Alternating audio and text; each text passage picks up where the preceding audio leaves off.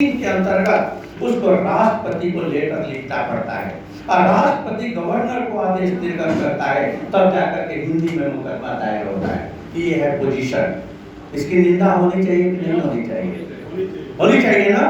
तो ये कर्तव्य ध्वनि से पास होना चाहिए कि देश के अंदर जो हमारी अदालतें हैं, चाहे वो सुप्रीम कोर्ट हो, चाहे हमारा हाई कोर्ट हो, अगर वाद दायर करने का पाठ्य रूप होगा तो हिंदी भी होगा, इंग्लिश भी होगा और क्षेत्रीय भाषा भी होगा। ये तीनों भाषा में होना चाहिए।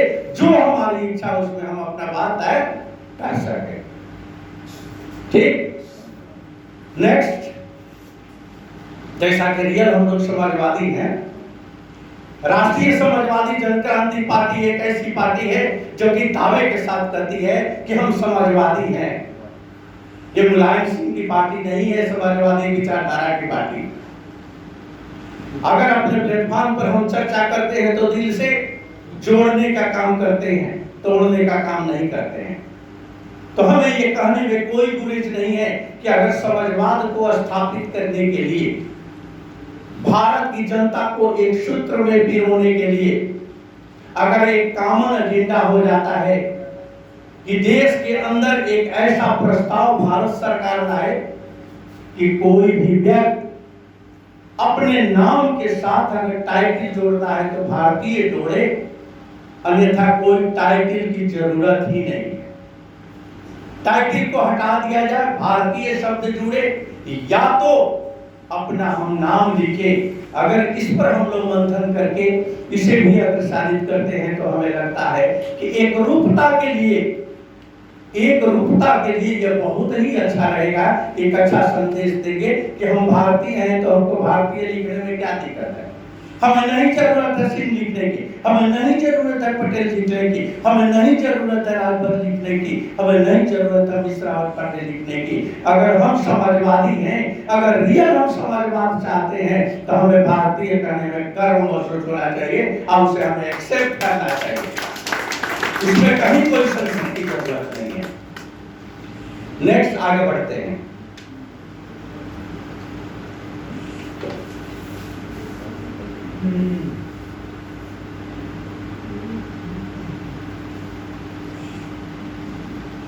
आते हैं हम लोग, थोड़ा सा समय लगेगा, बहुत ज्यादा नहीं, 15-20 मिनट के अंदर हम लोग की बातें खत्म हो जाएगी। अब ये मान करके चलिए, नेक्स्ट हम लोगों का जो एजेंडा है वो हम लोगों का एजेंडा क्या है, जरा बता दीजिए एक बार आप लोग। क्या नफरत भरी जाति व्यवस्था को समाप्त करने, ये तो हमने बोला ना इस पर। आगे बोलिए। बेरोजगारों के लिए बिना ब्याज का लोन, कृषि कार्य करने वाले लोगों को बिना ब्याज का कर्ज, ये हम लोगों ने पूरी तरह से समझ लीजिए कि तय किया है कि देश के अंदर अगर लोगों के अंदर उत्थान लाना है, आर्थिक रूप से। उषा तिवारी जी, बुलाइए उसको, क्यों इधर उधर जा रहे हैं? उषा तिवारी जी, आप आइए भाई। गुड लिस्नर ही गुड स्पीकर होता है, इसीलिए हम लोग खड़ा कराते हैं बोलने के लिए। जब सुनेंगी नहीं तो बोलेंगी कैसे, है ना? और मैं आपको बताऊं कि अभी हमने रोजगार को लेकर के प्रश्न उठाया कि आज देश के अंदर, थोड़ा सा मैं डीपली इस पर प्रकाश डालना चाहता हूं 2 मिनट में।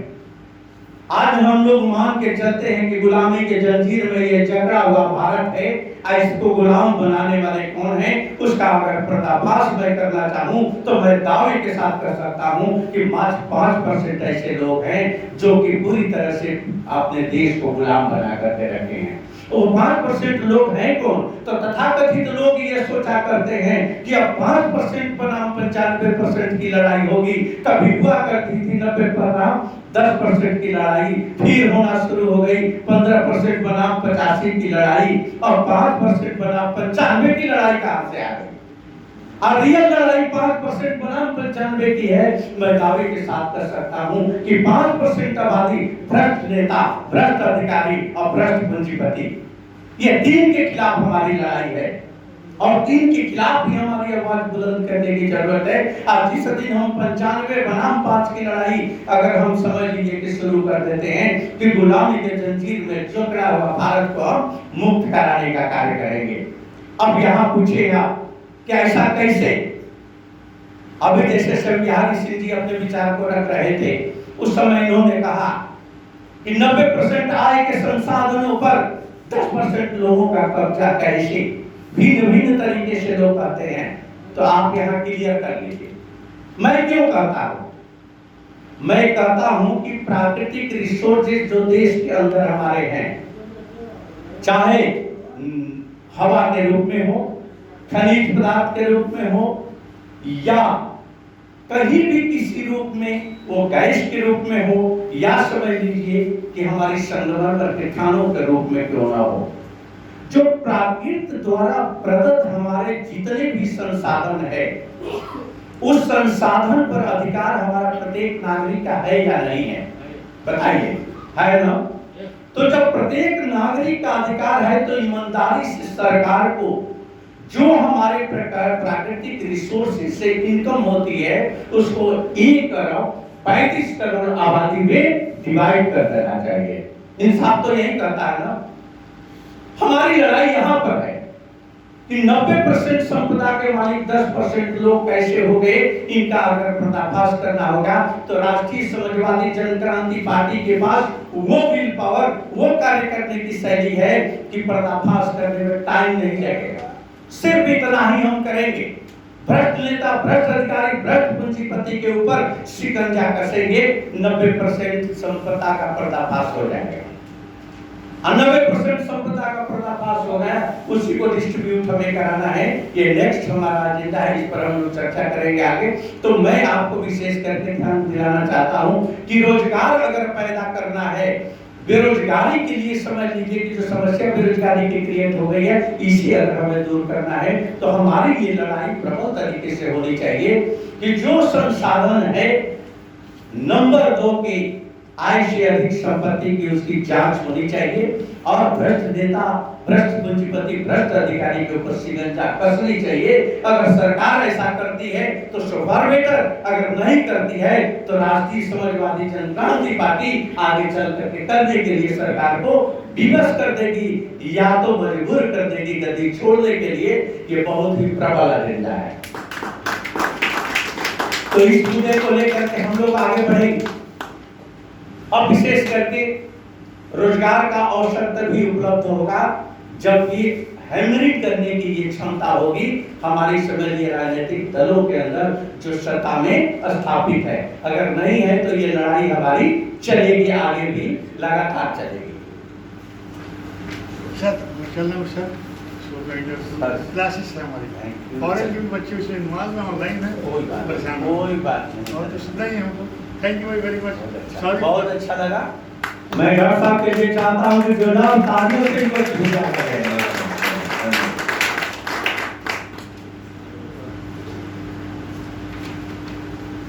नेक्स्ट आइए, 90% साक्षरता के बिना एफडीआई पर विराम लगाया जाए। सरकारी कामगार मजदूरों के बराबर खेतिहर मजदूरों एवं कामगार मजदूरों की मजदूरी तय की जाए। इस दोनों मुद्दे पर देखिए 90% साक्षरता के बिना, इस पर मैं प्रकाश डालना चाहूंगा। एफडीआई अगर रिटेल के क्षेत्र में 51% आ गए, फुटकर के क्षेत्र में 51% एफडीआई आ गया, एफडीआई आ गया रक्षा के क्षेत्र में, एफडीआई आ गया इंश्योरेंस के क्षेत्र में, एफडीआई आ गया बैंकिंग के क्षेत्र में। अब मैं आपसे एक प्रश्न करना चाहता हूं कि एफडीआई के मुद्दे पर विशेष करके हम गौर करें। क्या पोजीशन हमारी क्या है? एजुकेशन का स्तर अगर यूरोपीय देशों से हम तुलना करें तो हमारा एजुकेशन का स्तर क्या है? अगर हम देखें तो चाहे वो देश ब्रिटेन हो, जापान हो, अमेरिका हो, किसी भी देश के एजुकेशन के स्तर को उठा करके देखें तो वहाँ एजुकेशन मिलेगा आपको 90%, 95%, 100% मिलेगा। लेकिन अगर वही समीक्षा अगर करते हैं अपने देश का हम तो पता चला कि स्टेट वाइज एजुकेशन का स्तर हमारा 30%, 40% एवं 50%, इससे ज्यादा हमारा एजुकेशन का स्तर नहीं है। तो यहाँ हम सभी मान करके चलते हैं, यहाँ सभी हम मान करके चलते हैं। एक मिनट अभी देते हैं, 5 मिनट हो जाइए। मैं आपको बताऊं विशेष करके कि यहाँ पर स्थिति हमारी क्या बनती है। हमारी स्थिति एकदम स्पष्ट रूप से ये बन रही है कि एजुकेशन के तौर पर जब तक हमारा इक्वलिटी नहीं हो जाता तब तक एफडीआई जैसे प्रोसेस को हम एडॉप्ट करने के लिए सक्षम नहीं है। न हमारे पास पूंजी है, न हमारे पास एजुकेशन है। तो AK-47 की मुकाबला अपनी जंग लगी बंदूकों से हम कैसे कर सकते हैं, ये समझने की जरूरत है। तो सरकार के ऊपर हमारा दबाव का मीनिंग है कि पहले एजुकेशन दो, हमें समय में प्रिपरेशन दो, उसके बाद वन देश वन टैक्स लेने में हमें कोई दिक्कत नहीं होगी। एफडीआई को गंभीरता से हम चर्चा कर सकते हैं, अपनी समझ रख सकते हैं, उसे अपनाने में कोई बुराई नहीं होगी। लेकिन बिना एजुकेशन की समानता के हम इस पर विचार करने को तैयार नहीं है। स्वदेशी अभियान को बल देना चाहिए। नेक्स्ट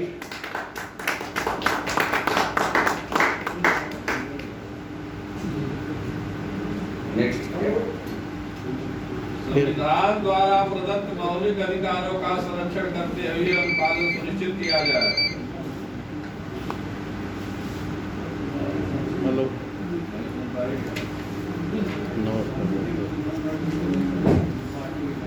चलिए, इसमें हमने अभी आपसे चर्चा किया साक्षरता के बिना एफडीआई।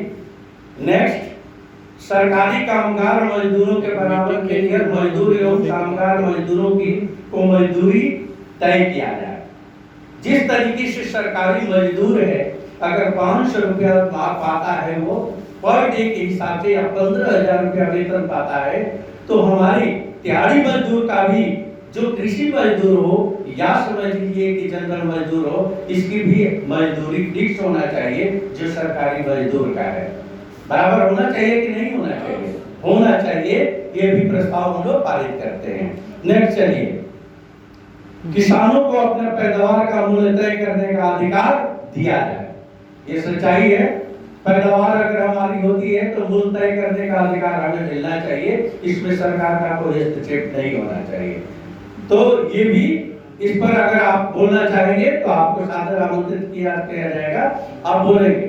संविधान द्वारा प्रदत्त मौलिक अधिकार का संरक्षण करते हुए अनुपालन सुनिश्चित किया जाए। इस पर थोड़ा प्रकाश डालेंगे। मौलिक अधिकार का संरक्षण, मेरे दोस्तों, मौलिक अधिकार हमें धर्म की स्वतंत्रता देता है। मौलिक अधिकार हमें धर्म की स्वतंत्रता देने का सीधा सीधा मतलब ये संकेत देता है कि हम अपने धर्म का प्रचार प्रसार कर सकते हैं, अपने धर्म को विस्तार देने के लिए हम कार्य कर सकते हैं। ये हमारी संवैधानिक स्वतंत्रता है। लेकिन यही धार्मिक स्वतंत्रता का हमारा मतलब नहीं होता है कि किसी के धर्म की हम क्रिटिसाइज कर सकते हैं या किसी के धर्म को लेकर के हम ऐसी पहल करते हैं जिससे कि दूसरे धर्म को मानने वाले को कष्ट हो। यह अधिकार हमें प्रदत्त नहीं है। संविधान द्वारा न्याय का अधिकार, समानता का अधिकार है। इन अधिकारों को अगर हम संरक्षित कर लें तो मुझे लगता है कि कोई भी व्यक्ति ऐसा नहीं है जो कहीं किसी रूप में प्रताड़ित हो सकता है। सपोज करिए हमें मिला है मौलिक अधिकार, और मौलिक अधिकार का हम संरक्षण का बिल्कुल समझ लीजिए कि व्यू को समझते ही नहीं। एक IAS अधिकारी, एक IPS अधिकारी हो या कहीं किसी विभाग का कोई अधिकारी होता है, वो अधिकारी करता है क्या? अपने पद का दुरुपयोग करते हुए और आपके ऊपर लाइन ऑफ एक्शन कोई ले लेता है। यहां उसने किया क्या? अपने पद का दुरुपयोग करके आपके ऊपर लाइन ऑफ एक्शन लिया, तो सीधा सीधा ये मान करके चलिए कि उसने आपके संविधान के मौलिक अधिकार पर प्रहार किया। तो मौलिक अधिकार पर अगर वो प्रहार किया तो इसके लिए कानून अधिकार आपको थोड़ी देता है।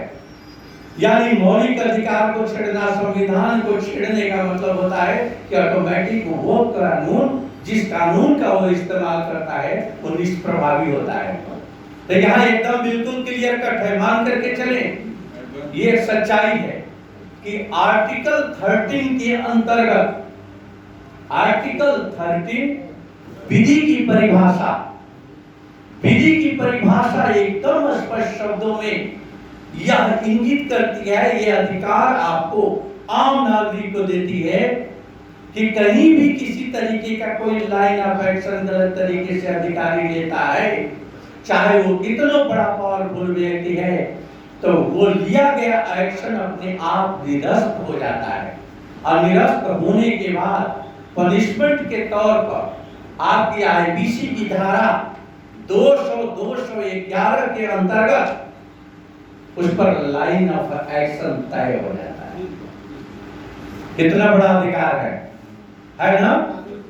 तो संविधान के मौलिक अधिकार का संरक्षण हम लोगों को करना चाहिए कि नहीं करना चाहिए? तो करना चाहिए, तो ताली बजनी ही चाहिए।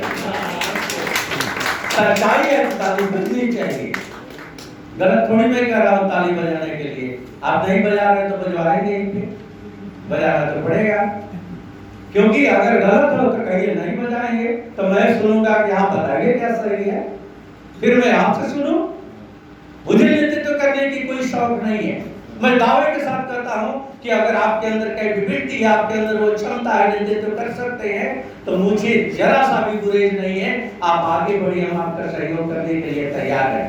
तन मन धन से जैसी जरूरत लगेगी वैसा हम आपका साथ देने के लिए तैयार हैं। लेकिन यही उम्मीद हम आपसे भी रखते हैं, यही उम्मीद हम आपसे भी रखते हैं कि आप भी मेरा सहयोग वैसे ही करें जिस तरीके से मैं सोचता हूं। नेक्स्ट, अब चलते हैं समापन की तरफ। आगे बोलिए। ट्रैफिक नियम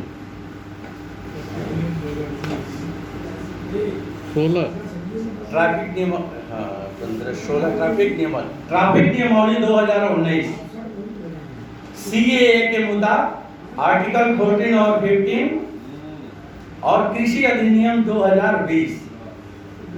चलिए आते हैं, संक्षिप्त में ही बातें होगी, बहुत ज्यादा नहीं होगी इस पर। अब हम यहाँ पर आते हैं आर्टिकल कृषि अधिनियम 2019। कृषि अधिनियम 2019 को बनाया भारत सरकार ने। आप ये बताएं, रूल रेगुलेशन बनता क्यों बने? रूल रेगुलेशन इसलिए बनाया जाता है कि एक सिस्टम में बेहतरीन परफॉर्मेंस आप क्रिएट करेंगे, आप किसी का शोषण नहीं करेंगे, जनहित में आप कार्य करेंगे, व्यक्तित्व के विकास के लिए काम करेंगे, समाज के विकास के लिए काम करेंगे, देश के विकास के लिए काम करेंगे। अब आप ये बताइए कि नगर निगम यातायात अधिनियम अगर 2019 इन्होंने बनाया, तो इसमें फर्स्ट क्लॉज इनका है कि कोई भी अगर नाबालिग बच्चा गाड़ी चलाते पाया जाता है तो 25,000 रुपया जुर्माना होगा। गाड़ी का ड्राइवरी लाइसेंस निरस्त हो जाएगा, 25 साल तक उसको लाइसेंस नहीं दिया जाएगा। और तीसरा भी उसमें पनिशमेंट है। तीसरा क्या है, कुछ याद है आप लोगों को? सब हम ही बताएंगे क्या? थोड़ा आप लोग भी सोचिए। 25,000 जुर्माना और 25 साल तक ड्राइवरी लाइसेंस नहीं होगा। और तीसरा है कि रजिस्ट्रेशन कैंसिल हो जाएगा। कितनी बड़ी सजा है, कितनी बड़ी सजा नहीं होनी चाहिए। हम लोगों का यहाँ मानना यह है कि अगर इस तरीके का कोई बच्चा पाया जाता है तो आप उसको घर में डिटेन कर दें 1 दिन कड़े पहरे के अंदर, या तो उसे 4 घंटे तक डिटेन किया जाए, उसे समझ लीजिए थाने या चौकी पर बैठा करके। इसके अलावा कोई सजा नहीं होनी चाहिए। आर्थिक रूप से दबाव नहीं होना चाहिए। अगर ड्राइवरी लाइसेंस आपके पास नहीं है, आपको 5,000 रुपया जुर्माना देना पड़ेगा। सब मिला करके 500 का जुर्माना आपका 5,000 में बदल गया, 100 रुपए का जुर्माना आपका 1,500 में बदल गया, प्रदूषण में 500 रुपए का जो समझ लीजिए कि फाइन था वो आपका 5,000 का हो गया। शराब पी करके अगर ड्राइव करना है 10,000 जुर्माना हो गया।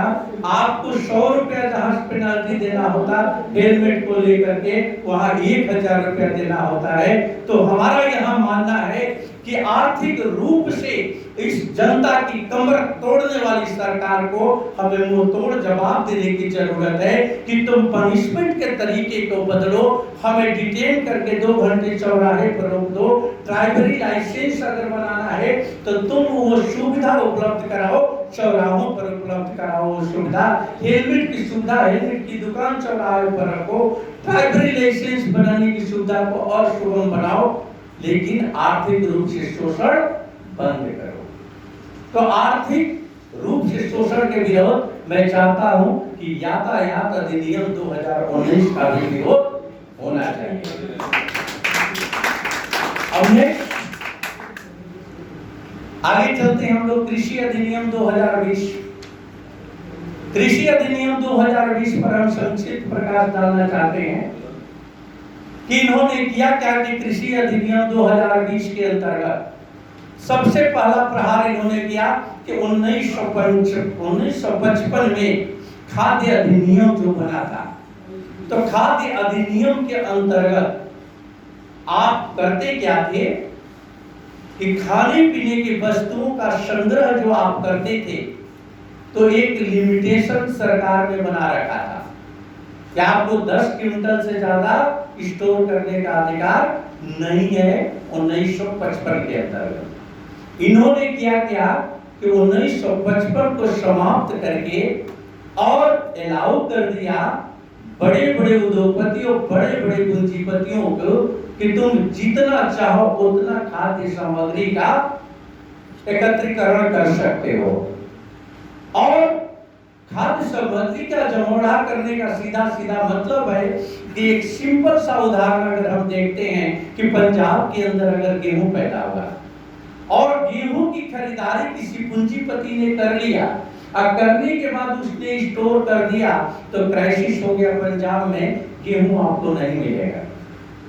और जब नहीं मिलेगा तो हमारी रोटी की जरूरत है। उस कंडीशन में क्राइसिस झेलते हुए हम ये चाहेंगे कि हमें जहां से जिस रूप में हो, जिस दर पर हो भाई उपलब्ध कराओ। तो व्यापारी उस समय फायदा ये उठाएगा कि 10 रुपए का आइटम आपको 20 रुपए का देगा और 20 रुपए में मजबूरी आपकी बनेगी, उसको खरीदना पड़ेगा। तो नुकसान सबका हुआ कि नहीं हुआ?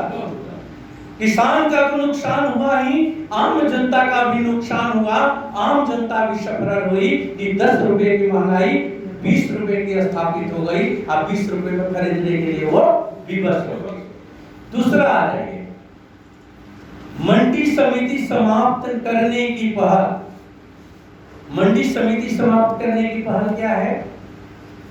भारत सरकार कहती है कि मंडी समिति हम समाप्त नहीं करेंगे, ये लिखा हुआ नहीं है कहीं। लेकिन आप ये बताओ कि मंडी समिति समाप्त कैसे नहीं होगी जब एक तरफ सरकारी मंडी होगी और दूसरे तरफ प्राइवेट मंडी होगी। एक तरफ सरकारी मंडी होगी और दूसरे तरफ प्राइवेट मंडी होगी। और सरकारी मंडी के अंतर्गत जब किसान अपनी उपज को लेकर के आएगा, तो सरकार की मंडियों को लेकर के सरकार की सोच जो है वो बहुत ही गलत है। यानी किसी भी तरह से सरकारी संस्थाओं को बदनाम करना है या तो सरकारी संस्थाओं को बेचने के लिए घाटे में ला करके खड़ा कर देना है। तो वहां पर सरकार का रोल है कि जो सरकारी मंडियां हैं उसको सुविधा नहीं दी जाएगी। सुविधा किसको दी जाएगी? तो जिस पर नियंत्रण नहीं है उसको बढ़ाने के लिए सरकारी मंडी की व्यवस्था को कमजोर करके अब प्राइवेट मंडी को उत्साहित किया जाएगा। अब प्राइवेट मंडी का मालिक जो बैठेगा अपने मंडी को अपडेट करके, तो किसान जब अपनी फसल को लेकर के आएगा तो सबसे पहले जाएगा कहां? वो देखेगा कि एमएसपी क्या है, तो एमएसपी है 8 रुपए किलो के हिसाब से, 800 रुपए क्विंटल के हिसाब से। तो वो सीधे प्राइवेट सेक्टर का बंदा कहेगा तुम छोड़ो ना एमएसपी, तुम आओ हम 12 रुपए रेट पे खरीदने के लिए तैयार बैठे हैं। अगर 12 रुपए के रेट में खरीदने के लिए हम तैयार बैठे हैं तो किसान को भी तो कमाना है ना। लालच में किसान आया, वो सरकारी मंडी की तरफ देखा भी नहीं, सीधे सीधे पहुंच गया प्राइवेट मंडी के पास। 4 रुपए का नुकसान देकर के व्यापारी ने उसके माल को खरीद लिया। अब खरीदने के बाद उसने घाटे के साथ उसको बेचा। मैं मानता हूं कि 12 रुपए के रेट पे खरीद के उसने 10 रुपए का बेच दिया, यानी कि 2 रुपए का घाटा उसका गया। लेकिन वो घाटा नहीं किया, वो इन्वेस्टमेंट किया। दोबारा जब वो चल करके आता है वही किसान, तो पुनः खरीदता है वो, और फिर बड़े दरों पर खरीदता है। और 2 सालों में स्थिति ये हो जाती है कि सरकारी मंडी के पास न तो किसान होता है और न तो मार्केट होता है। उसके एम्प्लॉय फुटपाथ पर आ जाते हैं, मंडी बंद हो जाती है, अब प्राइवेट मंडी खड़ी हो जाती है। अब खड़ी होने के बाद अब मनमाना शुरू होता है प्राइवेट मंडी का। अब प्राइवेट मंडी सीधे कहता है किसान से, इसके लोग कहते हैं किसान से कि आप आओ, अब ये बताओ कि किस रेट में माल दोगे। तो सरकारी मंडी तो बंद पड़ी है। अब कहेगा किसान की मैं 10 रुपए का बेचूंगा, तो वो व्यापारी कहेगा कि अगर 8 रुपए का बेचना है तो मेरे यहाँ बेच करके जाओ, अन्यथा बाहर जाओ। बाहर का रास्ता दिखा देगा। किसान की मजबूरी होगी उसे सस्ते दर पर बेचना, और इकट्ठा करके उसी माल को वो महंगे दर में बेचेगा। यानी मंडी समिति भी समाप्त हो गई बिना कहे। बिना कहे मंडी समिति समाप्त हो गई। अब प्राइवेट मंडियां वजूद में आ गई। यहाँ पर स्थिति बिल्कुल क्लियर हो गया। अब आ जाइए तीसरे मुद्दे पर आते हैं, कॉन्ट्रैक्ट खेती। तीसरा मुद्दा है कॉन्ट्रैक्ट खेती। कॉन्ट्रैक्ट खेती में क्या है? अगर कोई भी व्यापारी आता है और एक किसान से मिल करके कहता है कि तुम्हारा 1 बीघा खेत मैं लेना चाहता हूं, जिसका कास्ट मैं 20,000 रुपया दूंगा, लेकिन उसकी शर्तें होगी। उसकी शर्त क्या होगी?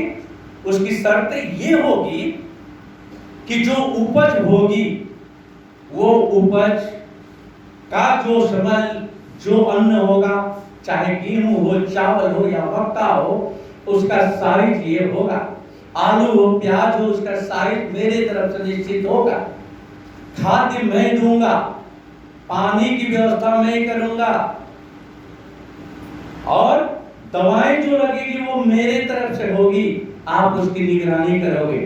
यानी किसान का खेत, किसान की मेहनत, लेकिन एक भूटा तोड़ने का भी उसका अधिकार खत्म हो गया। एक भूटा नहीं तोड़ सकता। हमारे यहाँ की प्रकृति क्या है? कभी गर्मी में बरसात हो जाती है और कभी बरसात में जाड़ा हो जाता है। यानी विषम परिस्थितियां आती है तो सीधा सीधा प्रभावित हमारी खेती होती है। अब खेती पर प्रकृति की मार पड़ गई। एक तो पहले एक गौर करें, किसान का अगर खाद्य उसमें लेना है व्यापारी को, तो जब खाद वो थोक रेट में देगा तो थोक रेट में खरीदेगा, यानी फैक्ट्री से सीधे खाद खरीदेगा, तो जितने फुटकर खाद बेचने वाले लोग होंगे उनकी दशा क्या होगी? यानी उनकी दशा समझ लीजिए ये हो गई कि खत्म। उनकी दशा ये हो गई कि छोटे छोटे बिजनेस, यानी खाद का काम करने वाले लोग खत्म, बीज का काम करने वाले खत्म, क्योंकि फैक्ट्रियों से आएंगे उनके खाद और फैक्ट्रियों से आएंगे उनके बीज। तो कितने लोग बेरोजगार हुए।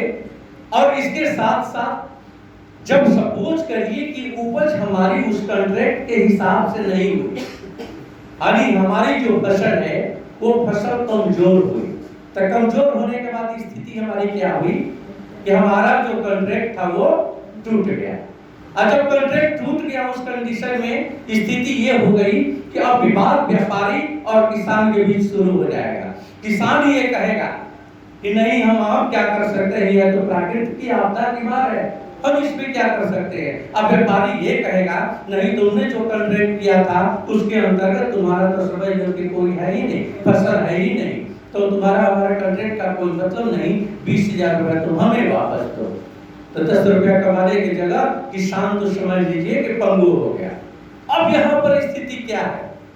हम लोग ये चाहते हैं कि जब इस तरीके की विडंबना है, आप बोले मैडम कैसे आप है? अच्छा अब मैं आपको बताना चाहता हूं विशेष करके कि अगर समझ लीजिए कि कॉन्ट्रैक्ट खेती के अंतर्गत अगर किसान का टूट गया, ये कॉन्ट्रैक्ट टूट गया तो किसान कहां जाएगा? आपके अगर बीच और व्यापारी के बीच, किसान के बीच, व्यापारी के बीच अगर विवाद पैदा हो गया तो विवाद कहां जाएगा? कोई बताए कहां जाएगा? कोर्ट में जाएगा ना? कहां जाएगा बताइए, कोई बताए कहां जाएगा बताइए? अगर किसान के बीच और व्यापारी के बीच झगड़ा होगा तो ये मुकदमा कहां जाएगा? एसडीएम के पास जाएगा। कोर्ट में जाने का अधिकार नहीं है, कोर्ट में मुकदमा नहीं जाएगा, एसडीएम के पास वो जाएगा। और एसडीएम के पास जाने के बाद स्थिति ये हो जाती है कि जब समझ लीजिए वहां पर अपना तर्क संगत बातें रखेगा उनका वकील, तो किसान का कौन सा वकील होगा जो पैरवी करेगा? कैसे एसडीएम उसकी बात मान लेगा? यानी वही होगा जो व्यापारी चाहेगा।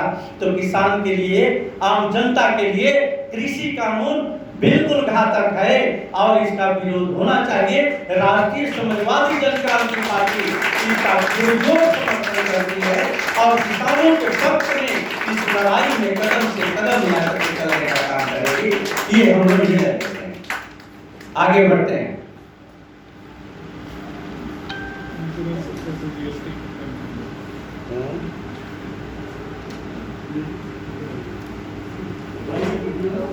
चलिए लास्ट आते हैं इंश्योरेंस सेक्टर पर। इंश्योरेंस सेक्टर पर जीएसटी कर कानून। और दूसरा क्या है? इंश्योरेंस सेक्टर की 10% हिस्सेदारी बेचने के भारत सरकार के निर्णय का हम लोगों को विरोध करना चाहिए। क्यों करना चाहिए?